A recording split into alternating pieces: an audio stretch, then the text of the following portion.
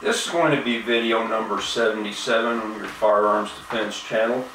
Today I want to talk about the Arizona shootings again. This is going to be my third video in this series, and I want to talk about the headline right on the front page of the USA Today. Our President Obama says our hearts are broken. Of course, all the bleeding hearts are out in force about this thing, and the next thing that's going to come about is all the bleeding heart liberals are going to want to take away our firearms right and protect us from people like this, which they can't do to begin with.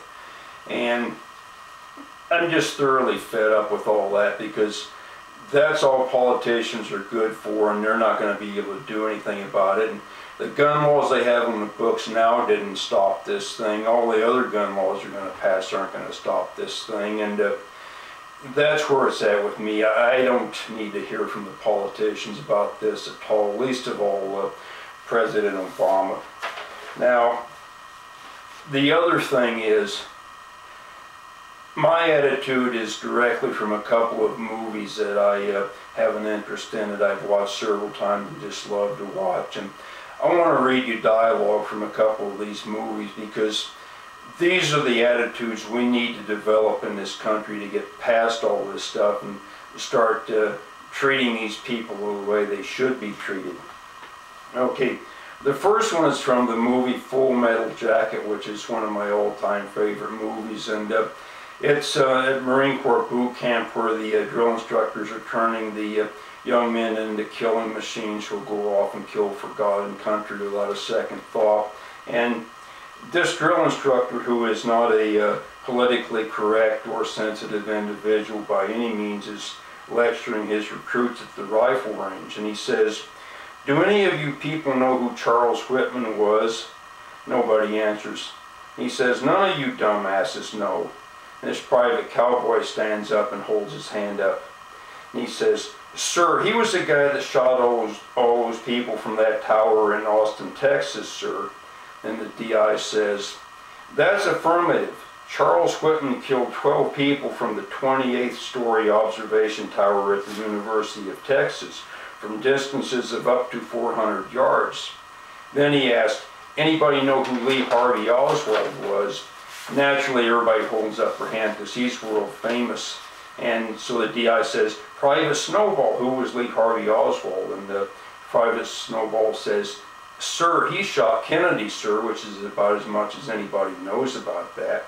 The DI says, "That's right, and do you know how far away he was?"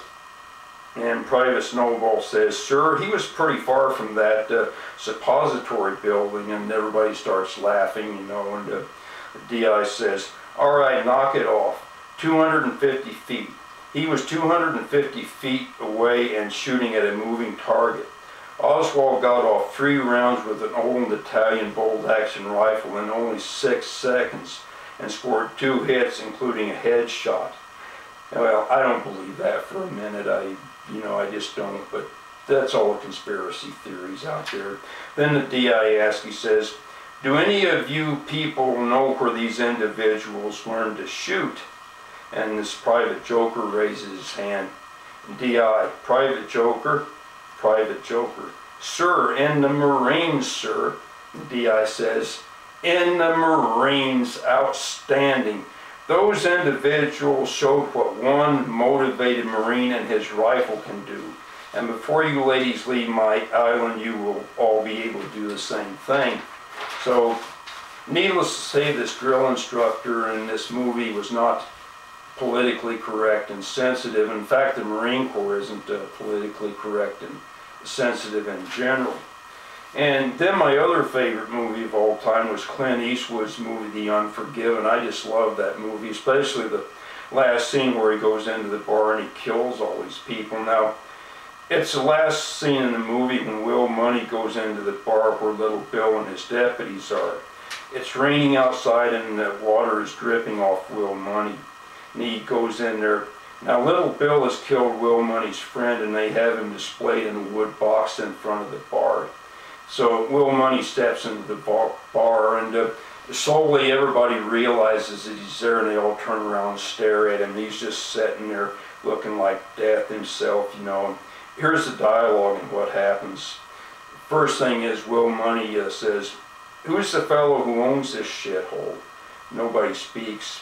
Then he points his shotgun at a large deputy and he says, "You fat man, speak up." And the deputy doesn't say nothing. He's just sitting there in shock. And then the bartender speaks up and steps forward and says, "I own this establishment. Brought it from Greeley for $1,000. Will Money points a shotgun at him and says, he tells the other men standing next to the bartender, "You better clear out of there." And Little Bill steps forward and says, "You just hold it right there, hold it." And then Will Money shoots the bartender with his shotgun. He goes flying back 12 feet and he, dead before he hits the ground. Little Bill speaks up and he says, "Well, sir, you are a cowardly son of a bitch. You just shot an unarmed man." And Will Money says, famous words, I just love these words. He says, "Well, he should have armed himself if he was going to decorate his saloon with my friend." So, well, okay, that's a little insensitive and politically incorrect, I'll admit, to talk about a tragedy in this manner. That's a little politically, well, actually it's a lot insensitive and politically incorrect. Okay. But now these things actually did take place before this even happened, and even afterward as it's happened. Okay, of course this guy was arrested, and people piled on him and stopped him, and he got arrested. So this lady, Judy Clark, has been appointed as his public defender. Now, Judy Clark is a well-known public defender who has spared several people from the death penalty who deserved it. One of the people she got off was a guy named Buford O'Furrow, who killed a bunch of people in racially motivated hate crimes here in Los Angeles, I believe. She got Eric Rudolph, the Olympic bomber, off.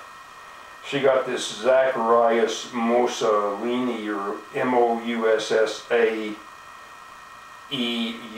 I think. He's one of the 9/11 conspirators. She got him off. She got off this Susan Smith, who drowned two of her children, She didn't get the death penalty.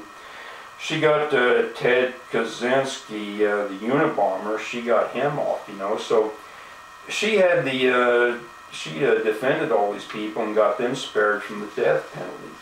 So, and then this guy Jared Loughner is appearing in court with the judge here, and they're having a bail hearing for him. They did the sensible thing, at least, and denied him bail. They did that much right. And so anyway, the judge speaks to him at the end, and here's what actually happened. "Good luck to you, Mr. Loughner," Judge Andrews said to the defendant, who could receive the death penalty if convicted. Now, that'll never happen. And then he received a pat on the back from Mrs. Clark and was led away by security officers. So, and naturally, somewhere on the internet it says that he was an atheist, as if that has anything to do with this sort of thing. They always, give the atheists bad press because of some idiot like this. And, I just look at things like this and I just wonder what the hell is wrong with America. What the goddamn hell is wrong with the people? If I'd have been the judge, I would have said to this guy, "Oh, goodbye, Mr. Loughner. I hope you rot in hell." That's what I would have said to him. If I'd have been the judge, I wouldn't have said good luck to this dirtbag. You just look at this guy. You just look at these guys' pictures. There's John Albert Gardner III, who killed Chelsea King down in San Diego, and you see a picture of this guy Jared Loughner on the internet.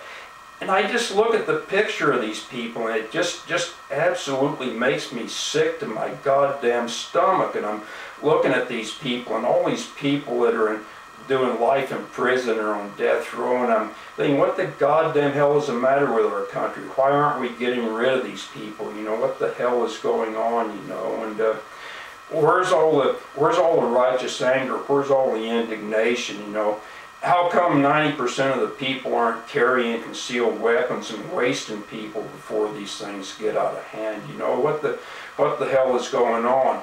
I mean, hell, you can't buy things with money that you want to buy, because if I could give somebody $10,000 to stand at the top of the gallows and open the trap door under this piece of shit, I'd do it in a minute.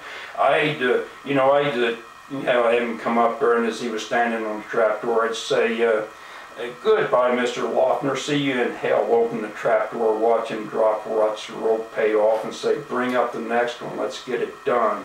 You know, that's the sort of thing we need to happen in our country. You know, we need these Marine drill instructors running around screaming at people saying, why are these people still alive? Let's get them wasted. Let's do it, you know. And so anyway, that's what needs to happen here. You know, we need to quit being sensitive and politically correct, you know, and just start doing what it takes to survive, and just get some of these people executed and killed and done away with, and get our prisons emptied out, and get this crime problem fixed before it's too late. And we need to start doing this now.